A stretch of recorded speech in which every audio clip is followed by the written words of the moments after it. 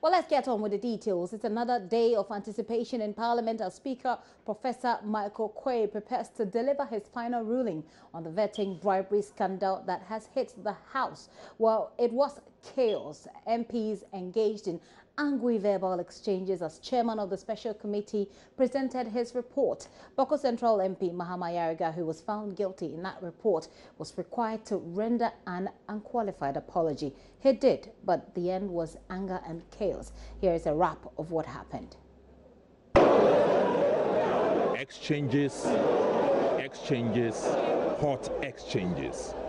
The aftermath of the much-anticipated Ghartey committee report on the bribery scandal that rocked Ghana's parliament. Your committee comes to the firm conclusion that Mr.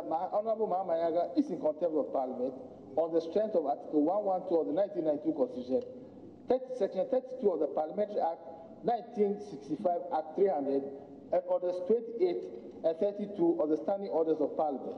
It was a tense, silent atmosphere as the Esikado MP and chairman of the investigative committee, Ghartey, read out its recommendations to the House.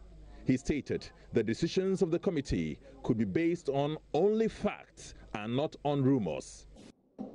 The committee came to this conclusion because Honorable Mahama failed to prove that indeed Honorable CHRAJ had given money to Honorable George to be distributed to members of the committee with a view to bribe them, but all the same published this information.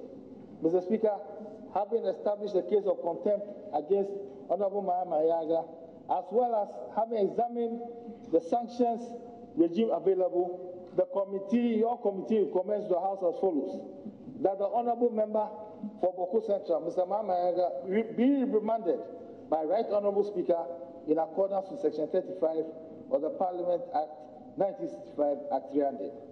That Mr. Mahama renders an unqualified apology to the House and thereby purging himself of the contempt. Speaker Professor Michael Quay indicated he would deliver his decision today. However, Second Deputy Speaker Alban Bagbin put forward a position for the Speaker's consideration. And to go by Section 35 of the Parliament Act 1965, Act 300, which states that, and I quote, where a member is found by Parliament to be guilty of contempt of Parliament, Parliament may direct that the member be reprimanded in the member's place by the Speaker. In the member's place by the Speaker. Mr. Speaker, my understanding of this provision is that the member is not to be called to the bar, but be allowed to remain in his place and the remand administered. So I humbly want to urge you to adopt this particular provision and to proceed to do so without calling the honorable member to the bar. Bawku Central MP Mahama was next to speak. He raised questions with the recommendations of the committee. You set up a committee pursuant to Order 191. First legal question is, does that committee have the power to come to conclusions relating to matters of contempt? Does it have the power? You set it up to find facts and report the facts to you.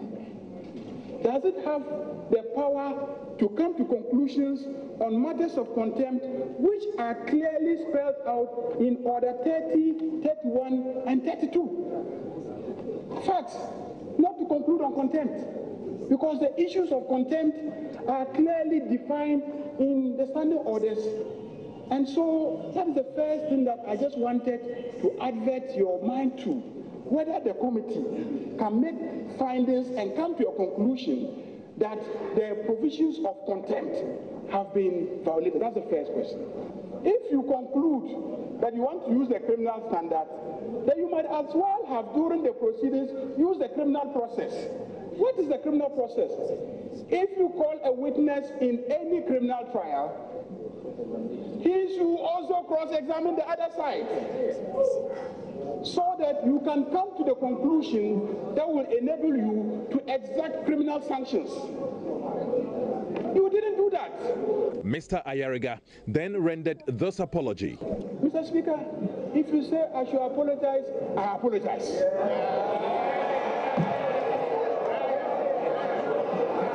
But the majority members say Mr. Ayariga's so-called apology cannot be accepted. It is because you are telling me to apologize. That's why I'm apologizing, which means that he did not apologize out of his own volition. And so for you, this apology shouldn't be accepted? For you, this apology? We did not accept it. Parliament did not accept it. So he has not apologized. There is no apology. Is this to say that even in apologizing, he didn't have the right to voice out the concerns he had about this? A refusal to apologize. That's what it amounts to. So what's the way forward now? What happens next? The Speaker indicated that he'll be giving further directives on that. He will give a further directive tomorrow. But could this issue have ended today so that then we can move on to other business from tomorrow, and all other things being... There will be no issue. That directive is expected anytime soon. For now, the fate of Mr. Ayariga as an MP in Ghana's parliament still hangs in the balance.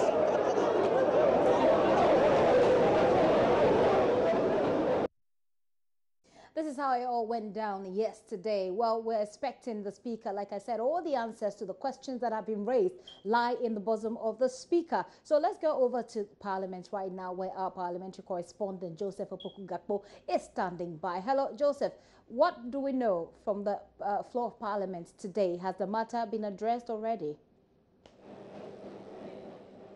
It's really not been addressed fully yet. We are still waiting for the Speaker of Parliament to get back, to further, deal with this particular issue. About 30 minutes ago, the sitting was suspended to allow for a few other documents to come in for more business of the House to continue. But even before that, the Speaker of Parliament himself, Professor Michael Quay, sometime a little after 12, actually got off the seat as the man presiding over activities. And while he got off, the second Deputy Speaker, Alban Bagbin, came to take over. And before he got off, he indicated that everyone should hold on and that in due course, his ruling on the issue of the Ghartey report will be coming through. I'll get back to those details about what exactly has been happening today in a jiffy, but let's interrogate a few of the issues that came up when it comes to the Ghartey Committee's report. I'm joined here by a member of the committee that did the investigation, the Honorable Ben Abdallah. He's the Member of Parliament for Offenso South, also a member of the Ghartey Committee. He's also the chairman of the Constitutional and Legal Affairs Committee of Parliament. Honorable Abdallah, thank you very much for joining us. It's my pleasure to be here. Thank you. In summary, for you, how did your work go investigating this whole bribery scandal? Very well. The work was assigned to us. We called witnesses. We took the evidence. At the end of the day, we evaluated the evidence. We used basically two standards because there was a divided opinion as to which of the standards should we use. Should we use a higher standard or we should use, a low standard?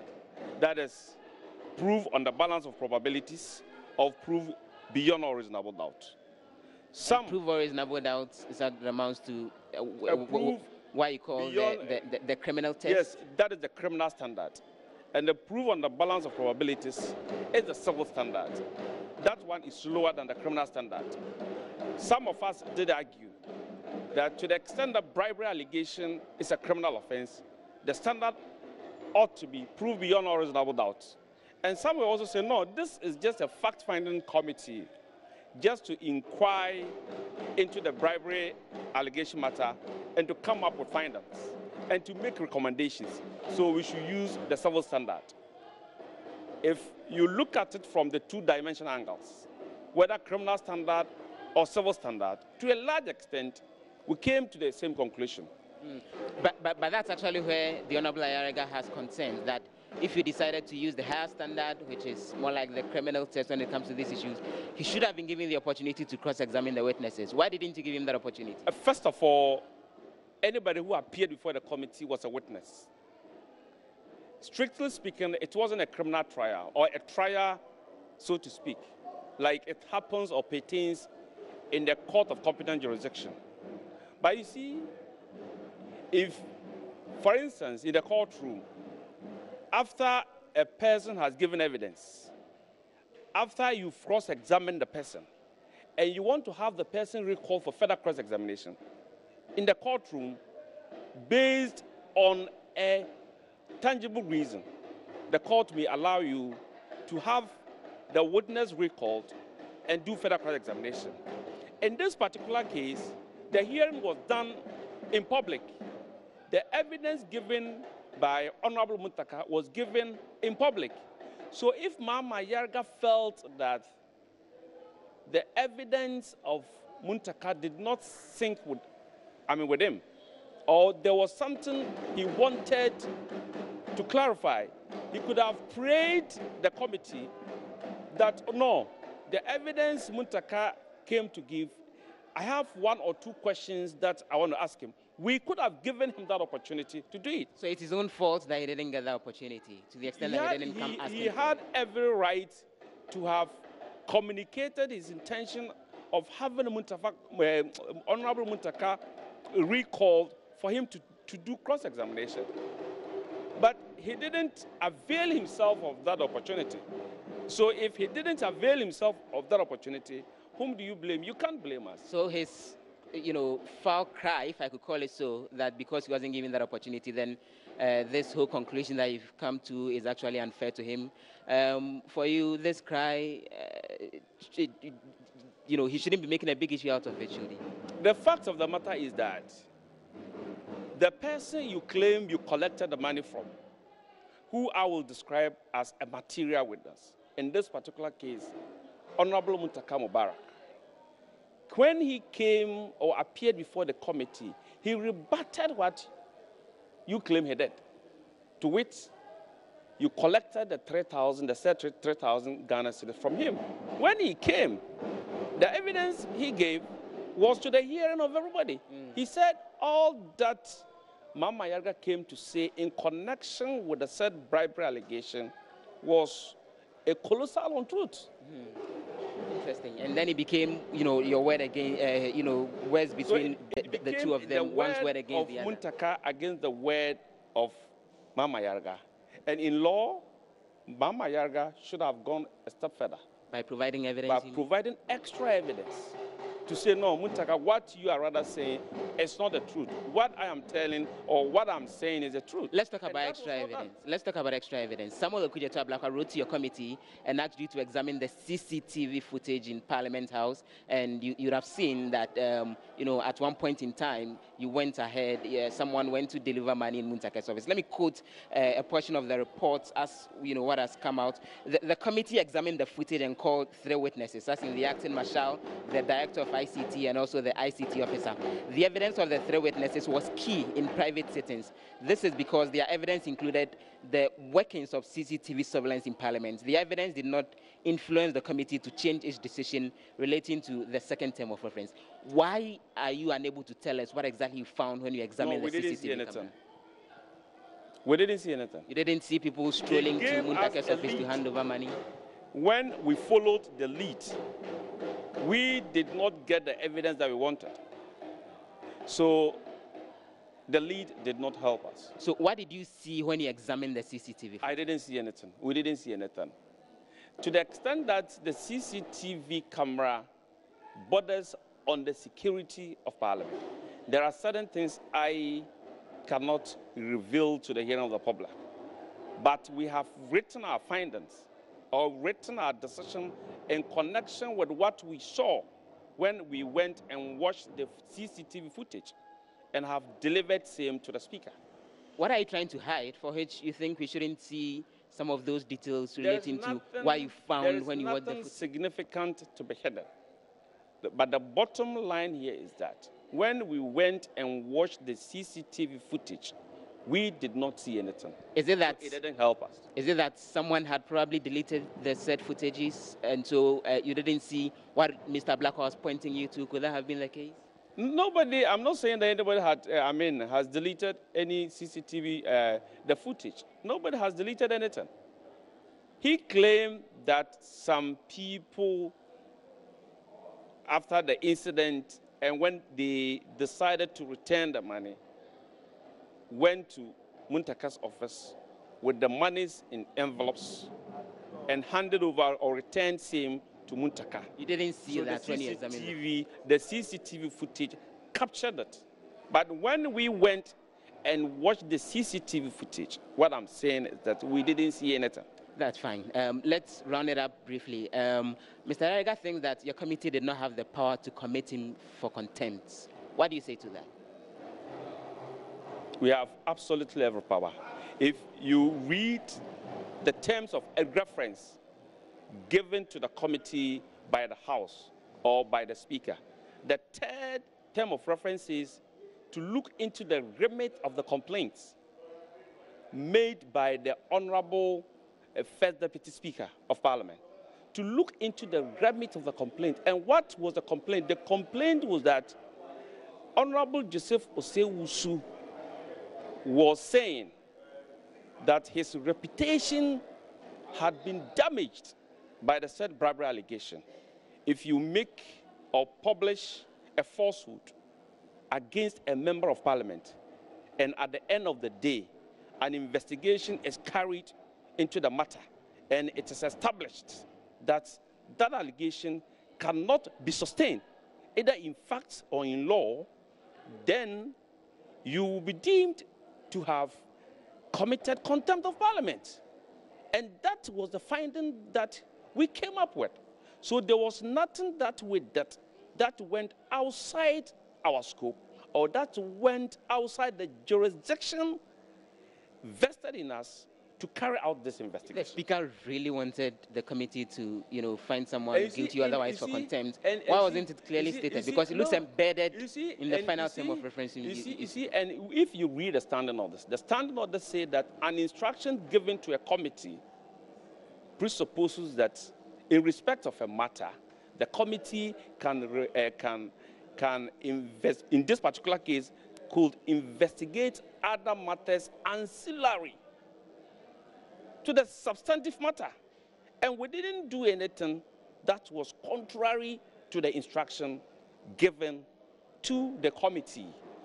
And in any case, what we came up with by way of recommendations, to a large extent, to the extent that they are recommendations, they are not binding on the House. We only recommended that because of ABCD, because the bribery allegation could not be proven, what was the consequence? The consequence here was that Mama Yarga peddled falsehood, whether intentionally or unintentionally, whether politically or that a peddling of the falsehood was motivated by a political consideration. The bottom line here is that somebody's reputation has been injured.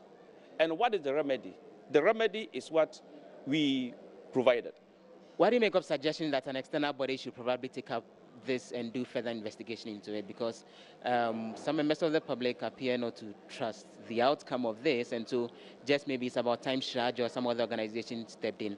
Would you be willing and ready to hand over whatever details you've gathered to that institution? Parliament is an independent arm of government. Just like the judiciary is also an independent arm of government. When the Anas Armiyaun's issue cropped up, did we say that an independent body should investigate into the matter? Even when the judiciary decided to go into the matter, did they do public hearing or they did everything in camera? But we could also have done everything in camera. But for the sake of transparency, for the sake of the integrity of Parliament, we in our wisdom decided that we should do it publicly, to the hearing of the public and to the sight of the public, for the public to also assess, public opinion to also assess and evaluate the authenticity and the efficacy of the evidence. And so and for this you, is what we did. And for you, so this suggestion is completely out of place. A good job has been done. We should accept it hook, line, and sinker. Is that what you say? I will not say that I've done a good job. What I will say is that the committee led by Honorable Joe Ghartey, we've done the best we possibly can, and we've done it to the best of our ability and our knowledge. As for the judgment, it is for the public to be judgmental of our work. Even Supreme Court decisions are at times criticized and critiqued. I'm not saying our judgment or our decision is above reproach, or it cannot be critiqued, or we may not have erred somewhere along the line, or we did not evaluate certain pieces of evidence well. That's what I'm saying. But we have done our work to the best of our ability and to the best of our knowledge. It is worthy to note, it is very significant to note that this committee comprises 5 members of parliament, 2 from the minority side and 3 from the majority side. Whatever decision that we took the decision by consensus. It was not a majority decision. If it was a majority decision, one will say that there was some political consideration embedded in it. That's fine. Do you understand my point? So, to the extent that the decision that we took was by consensus, I mean, we couldn't have arrived at any other decision than what we have now come to. My final question would be, what could you expect when the Speaker eventually delivers his ruling on this particular case? What can we all expect? You are a legal brain, you're also chairman of the Constitutional and Legal Affairs Committee of Parliament. You understand the proceedings better than ours. What should you look forward to? No, I don't know. I cannot read the minds of the Speaker. But we have the sanction regimes. We have the apology. We have the reprimand. We have the suspension. We have the expulsion.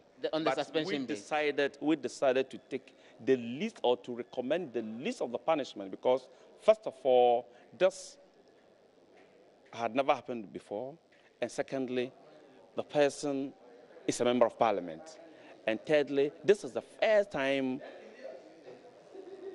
he has committed, let me put it that way, a contempt of parliament, and we didn't want to destroy the cohesion, the unity, and the togetherness that we want to build in Parliament.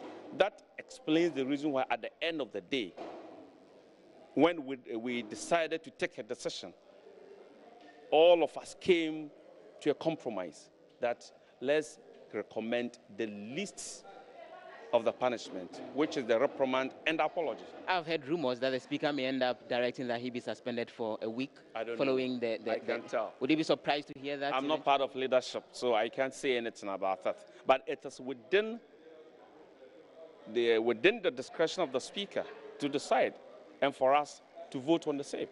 Many thanks for speaking to us. Bernard Delabanda is a member of the Joe Ghartey committee that did the investigation into the bribery scandal in Parliament, and he's also the chairman of the Constitutional and Legal Affairs Committee of Parliament. So the House is on suspension. We're all waiting for the House to be recalled back to work. Maybe the Speaker will deliver the said ruling on the issue before close of day. Gifty.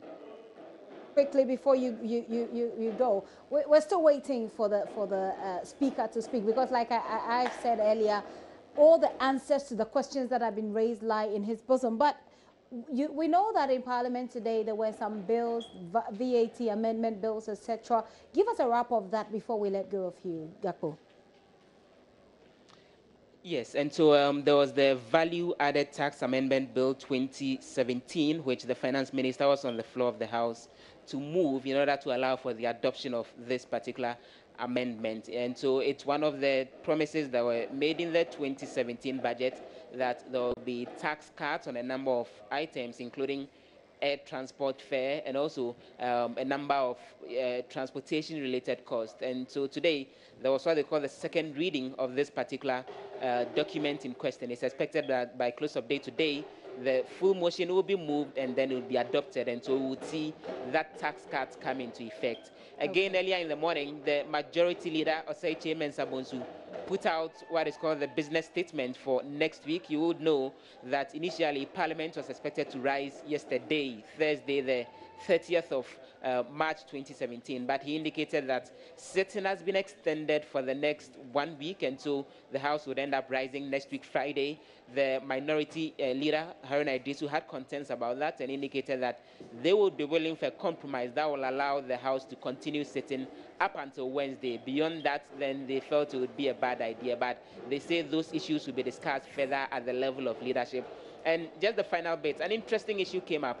As the minority leader spoke about the need to get the sitting of the House extended, he spoke about the work that they've done so far at the level of the Appointments Committee of Parliament and the deputy ministers that they've been vetting. And he indicated that what they need is a lot of time ahead of the vetting so that then they would be able to do a thorough job on the nominees. He mentioned that because they've been given enough time to vet the current batch who are before them, he went digging the backgrounds of one of them and found out that on one of them, there's been a report by the BNI, the intelligence agency, the BNI, on this deputy ministerial nominee. And he indicated that he knows that that particular report is in possession of the President, John Mahama, and so he's expecting that the President makes that report public as soon as possible. Otherwise, he, Honorable Haruna Idrisu, will make that particular document public. He didn't say who it was about, neither did he mention what exactly that particular report contains. But those are some of the issues that have been happening in Parliament House today. President Akufo-Addo, I believe you're trying to say, Gakpo, but thank you very much for the great job you're doing for us in Parliament. We'll get back to you because at this point, we're still waiting on the Speaker to speak on this matter. So we'll get back to you, Gakpo. Joseph Opoku Gakpo is our parliamentary correspondent. He's standing by. Like I said, we're live in the Chamber of Parliament. We're trying to get answers to all of the questions that have been raised following the laying of the report of the Ghartey committee. But you see, on the streets of Ghana, it appears that many people are not particularly enthused with what you can describe as the ugly scenes in the House of Parliament last night. Let's hear from them now. The outcome of it wasn't the one that we expected, but it's shown probably the competency of the Parliament rather than the contempt, rather than the Parliament being shown. What exactly were you expecting to come out? That Ayariga findings should have been made known to everyone as to the fact that he was claiming that there was a bribery in the Parliament.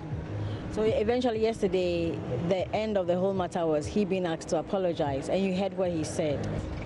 I think it wasn't in the right sense. It is as if he's being made to apologize. But he himself has not realized his mistakes of coming out to apologize. That is what I think. So should he be made to apologize again, or we should just let sleeping dogs lie?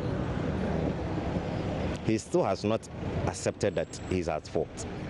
And so if he wants to apologize, that means that he knows that his findings was not made known to the committee, and for that matter, he has to apologize. That row that happened there, was that needful?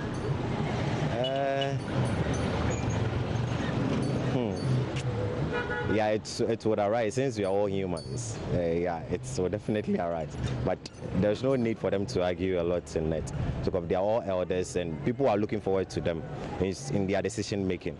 So if they at a higher position acting that way, when it comes to the lower level, how do you expect people to react in that? He didn't really want to apologize. He was forced to apologize, because if you say I apologize, then I apologize. I don't think he really apologized out of like his heart. But if you say I should apologize, then I apologize. It's not an apology, because you told me to apologize. That's why I am apologizing. But I am not apologizing for regretting what I did. The findings of the committee, was that what you were expecting? I don't think so. Everything was a bit fishy, because I was expecting more of it, because I think I heard Ayariga talking in a short skit that there were cameras around and everything. We didn't get to know of what the cameras brought about, what was in the camera, how it went about. Like, we didn't get to hear of everything. I think everything was a bit fishy, and even the aftermath of the video I saw, it was or something like, I mean, if MPs should be doing that in Parliament, and then you come out to see other people doing this, what advice are we trying to give to them, or what role model are they trying to play? The Speaker said he will conclude his ruling today. What are you expecting the Speaker to say? I think they should just be fair. The way it started, you can see that that was actually the finding that was going to come out. Okay, but then were you disappointed or you were satisfied with the report of the committee? I was both. I was disappointed and I was okay with the report too. How both? They also told us that they used the theory test for it, and they all came out to be that it was the alleged bribery wasn't true. So I was actually I accepted it, but I was disappointed because we were supposed to actually know whether the bribery scandal was true or not. But then eventually Mahama Yarega, who is at the center of all of this, was asked to apologize, and he did make some apology. Oh, his apology wasn't right. It was the way he said it, as if he was forced to say it.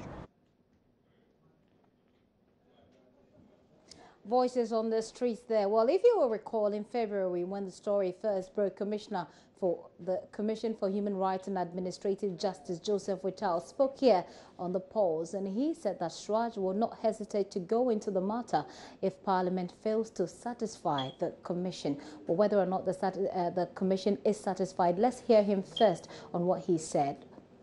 The position we take is that Parliament is an arm of government. It has got its own procedures in terms of how it can investigate allegations of this nature. We think it would be appropriate that Parliament, knowing very well that the people have so much interest in this matter, will carry out a very transparent investigation and allow the truth to come out. Now, we, as a commission, we know the members of Parliament are public officers. To the extent that they are public officers, allegations of corruption and similar kindred dishonest issues are matters that we can investigate. We know that. But as an arm of government, the commission would always prefer to defer to the leadership of Parliament to be able to show to the people that they are able to rise up to the task. For us at CHRAJ, we do know that investigations into allegations of bribery of the second arm of government could have dire consequences. And we hope that they would take the opportunity themselves to address the issues and let Ghanaians know it's the people of Ghana who voted members of Parliament to sit and take decisions and make laws for them. We are confident that if they look at it from that perspective, they would carry out some investigations into this allegation that would bring to finality all the suspicions that are being thrown around, failing which the Commission would always do its constitutional duty by coming in to investigate if Parliament is not in a position to do that.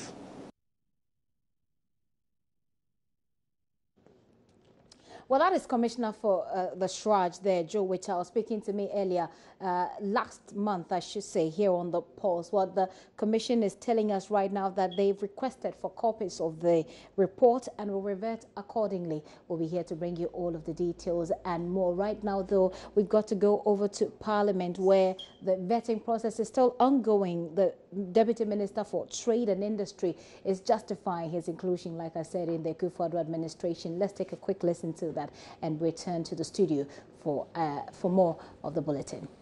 I will discharge you. Kwesi Ahumkalin's a father. You please sit. You don't have to rise, please.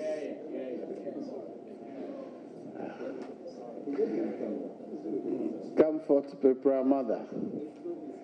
Jacqueline Ahumkalim's wife. Nanaya from Pong, Senior Jaconte, his grandfather. Nanaya from Pong, you are my classmate. How can you be grandfather to him? He's representing grandfather. No money. You're welcome.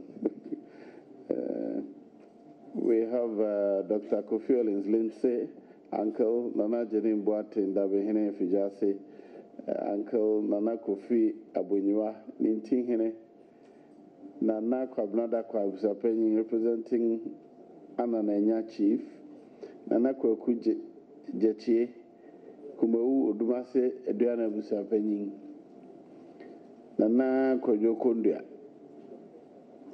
the 6th Paramount Chief of Edna. Nana Seaswa Ohema of Virachinem. Nana Eduakwa, Chief of Atrokwa.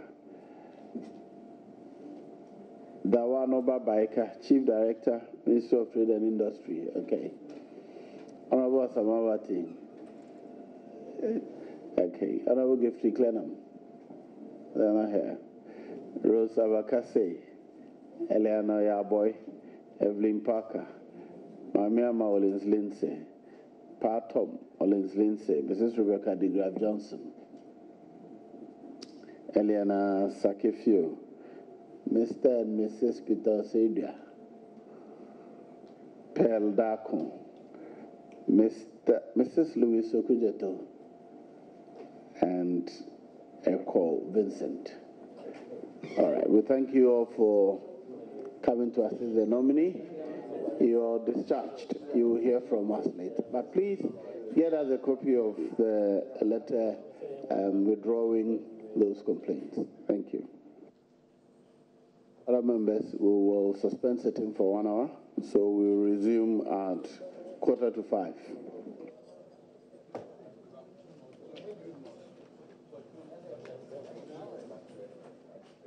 Well, we went there just when the show was about ending, but we've just heard from the Deputy Minister Designate for Trade and Industry. Like I said, we're expecting the Deputy Minister for Communications and Foreign Affairs also to be vetted, and we'll be going over to Parliament.